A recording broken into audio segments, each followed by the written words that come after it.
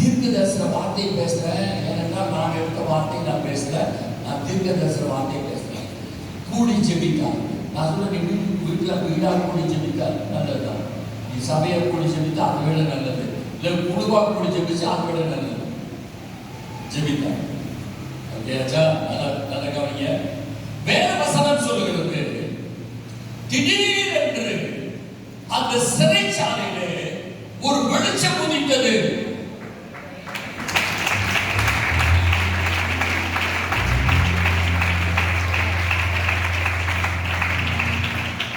ஜெபிக்கிற பிள்ளைகளுடைய வாழ்க்கையிலே கை கட்டப்பட்டிருந்தாலும், கால் கட்டப்பட்டிருந்தாலும், சரீரம் கட்டப்பட்டிருந்தாலும், 4 சங்கிலிகள் இருந்தாலும், 4 ஜெயிலுடைய 4 காவலர் இருந்தாலும், 16 காவலர் இருந்தாலும், நல்ல கவனமா கவனி.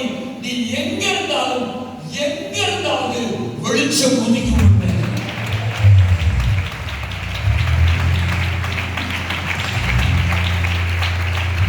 வெளிச்சம் உதிக்கிறது. அவர் கண்ணத்தை பார்க்கிறார். என்னடா ஒரே வெளிச்சமா இருக்கு அப்படின்னு சொல்லி படத்தை யார் நிற்கிறா? யார் நிற்கிறது? தேவதூதன். நம்ம பேதுரு தேவதூதரை சதாரணமா பார்க்கிறார். தேவதூதரை சாதாரணமா பார்க்கிறது. எப்ப பார்த்தாலும் பார்க்கணும். நம்மள மாதிரி இல்லை, எப்பொழுதும் பார்க்கணும். அப்பா போமா வருவான், திடீர்னு வெளியில் நிற்பான், பேசுவான், இங்கே போ அங்கே போமா, அந்த வீட்டுக்கு போமா, இங்கே போ, இப்படியே பழக நல்ல கவனிய இப்படியே.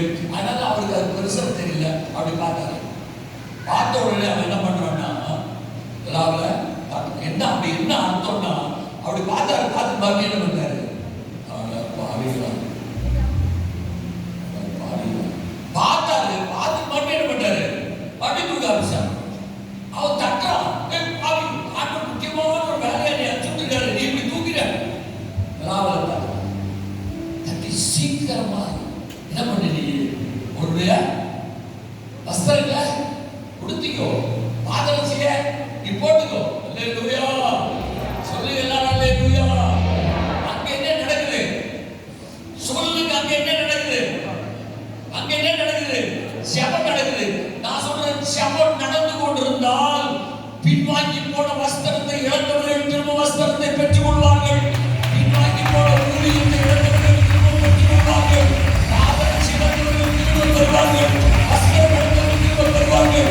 ஜெபம் நடந்தால் அல்லேலூயா வெளிச்சம் உதிக்கும். ஜெபம் நடந்தால் அந்த தேவதூதன் இறங்குவான்.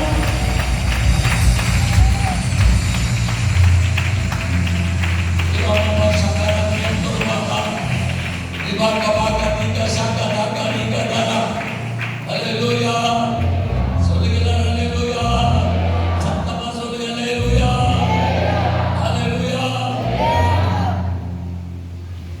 சீக்கிரமா சீக்கிரமா சீக்கிரமா நல்ல கவனி. இந்த ஆண்டவருக்கு இந்த மந்தம் பிடிச்ச வேலையை என்னைக்கு பிடிக்காது. புரியுதா உங்களுக்கு? 2 காரியங்கள் நீங்க புரிஞ்சுக்கணும். 2 காரியங்கள். ஒன்று, கர்த்தருடைய காரியத்தை செய்வதானால் அபிகாயில் 1 சாமுவேல் வாசிக்காதீங்க. இப்போ 1 சாமுவேல் 25 அதிகாரம் முழுசும் வாசிங்க. நான் 5 தடவை தீவிரமாய் தீவிரமாய் தீவிரமாய் தீவிரமாய் தீவிரமாய் தீவிரமாய் தீவிரமாய் தீவிரம் 5 தடவை வருது. இந்த அபிகாயில் நாமால் பிசாசுக்கு மனைவியா இருந்தவள். அந்த அதிகாரம் முடியும் பொழுது தாவீது என்ற இயேசு கிறிஸ்துவுக்கு மனைவியாய் மாற்றப்பட்டார்.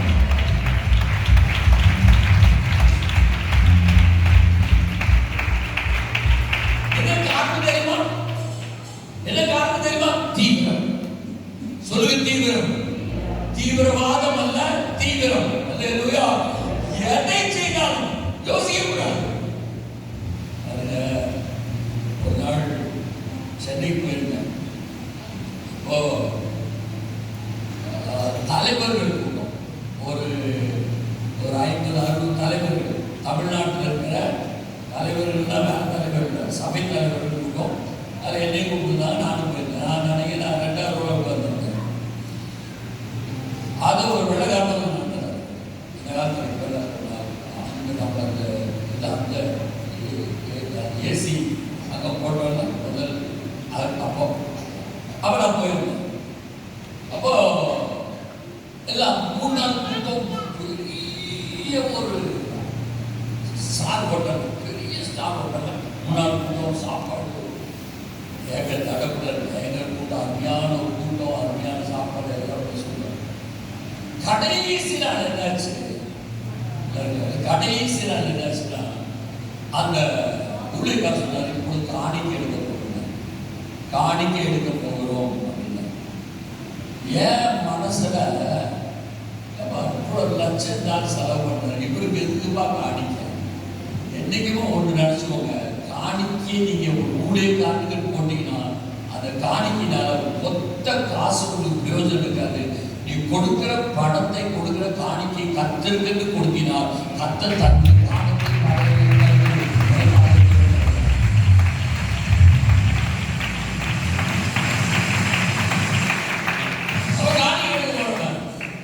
சரி. அப்ப நான் யோசித்தேன், எனக்கு பாக்கெட்ல தானே செலவாகி போச்சு. ஒரு 250 ரூபாய் டாக்ஸிக்கா வச்சிருக்கேன் ரயில்வே ஸ்டேஷன், 250. அப்புறம் ஒரு 1000 ரூபாய் ரிசர்வேஷன். சரி, ஒரு அவசரத்துக்கு அவசரம் வச்சுக்கோங்க, ஒரு 1000 ரூபாய் போட்டு 1000 ரூபாய் அது சரி. அப்போ சரி, அப்போ முதல் வருஷத்துல காணிக்கிறாங்க. அப்போ நான் மேல எடுத்து பார்த்தேன், இந்த பெரிய பெரிய தலைவர், அதனால பெருந்தலைவர் ஒவ்வொருத்தரும் 1000 சம்பாதிச்சிருக்காங்க, 500 சம்பாதிச்சிருக்காங்க, 2000 சம்பாதிச்சிருக்காங்க. அப்படி அதுவும் காணிக்கை எடுத்து தொலைச்சாங்க. எவனோ ஒருத்தர் தட்டை எடுத்து கொடுத்துட்டான், தட்டுல போடுற காணிக்கை உங்களுக்கெல்லாம் அப்படிதான் காணிக்கை, பெரிய தாப்பாடமா ஒன்று எடுத்துட்டு வந்து இப்படியே காணிக்கை எடுத்துட்டு வந்து, ஏன்னா சில சும்மா கூட கையை போட்டு எடுத்துருவாங்க. ரொம்ப நேரம் கையை உள்ள வச்சுட்டாங்க, உடனே கொள்ள அப்படி தட்டுல காணிக்க. சரி, அப்ப நான் நினைச்சேன், நம்ம சின்ன தலைவர், அவங்க எல்லாம் பெரும் தலைவர்கள், அப்ப அவங்க எவ்வளவு போடுறாங்களோ பாதி நம்ம போடுவோம் அப்படி மனசுல முடிவு பண்ணேன். கையில காசு இந்த 1000 ரூபாய் நான் நினைக்கவே இல்லை, ஏன்னா இது வந்து அவசரம். அப்ப அப்படி எட்டி பார்த்தேன், 100 ரூபாய் போட்டாரு. 100 பெருந்தலைவர் 100 ரூபாய் போட்டார். அப்ப மனசுல வச்சுக்கிட்டேன், இவ்வளோ பெரிய தலைவர் 100 ரூபாய் போடும்போது அதுக்கு மேல நம்ம போட்டோம்னா நம்ம முதல் கொலையா மாறிடுவோம். அதனால என்ன பண்ணுவோம், அதை விட குறைவா போடணும். கஷ்டப்பட்டு காய உள்ள விட்டு தேடி நல்ல கவனமா கவனிங்க. விசுவாசிகளுக்கு என்னைக்குமே ஒரு தீர்க்க தரிசனம் வராது. எப்படின்னு கேட்டீங்கன்னா, நான் போய் ஒரு வீட்டுல போய் ஜெபம் பண்ணுவேன், இந்த வீட்டாவை ஆசீர்வதிப்பீராக, கிருபை தருவீராக, எப்படி ஆசீர்வதிப்பீராக, ஒரு படிப்பார்களாக, அதாக இதாக நான் ஜெபம் பண்ணுவேன். ஏதோ கச்ச கச்ச கச்ச கச்ச கச்ச சத்தம். என்னடா நம்மளும் விசுவாசிகள் தான் வந்த ஆட்கள் தானே, என்னடா கச்ச கச்ச சத்தைக்கு நல்ல ஒரு கண்ணை திறந்து பார்த்தா பாய்க்குள்ள கையை விட்டுட்டு தேடுவாங்க, எது 100 ரூபாய், எது 10 ரூபாய், எது 50 ரூபாய், எது 200 ரூபாய் அப்படின்னு பாய்க்குள்ள கை. அது ஒரு கிருபை, அந்த தீர்க்க தரிசன கிருபை விசுவாசிகளுக்கு உலகத்திலே விசுவாசிகள் மாத்திரம் தான். இந்த நோட்டை அடிச்சவனுக்கு கூட அந்த கிருபை கிடையாது, உங்களுக்கு தான் இருக்குது. பாய்க்குள்ள கை விட்டு அது எவ்வளவு கண்டுபிடிக்கிறது. கை விட்ட கரெக்ட் 50 ரூபாய் எடுத்துக்கலாம். 50 ரூபாய் எடுத்து போட ரெடி ஆகிட்டேன். ஃபர்ஸ்ட் ஷோ முடிஞ்சு அப்படி வரப்போகுது. கத்த சொன்னாரு, உன்னை எது நல்லதா இருந்ததோ அதை போடுங்க. எனக்கு கம்பூசி எந்த பேருக்கு எது நல்லது அதுவும் கரெக்டாக சொல்லிருக்கீங்க. போயிட்டு தான் சொல்ல மாட்டீங்க, ஏன் இருக்குல்ல, நான் கரெக்டாக சொல்லுங்க. 1000 சரி, இந்த 1000 ரூபாயை எடுத்து போட அண்ணன் சொல்றாரு, திரும்ப சொல்றாரு போடு. நான் சொல்றேன், அந்த அண்ணன் எது அவன் தான் செலவு போடு அப்படின்னு மறுபடியும் போடு. பக்கத்துல நெருங்குது, போடு.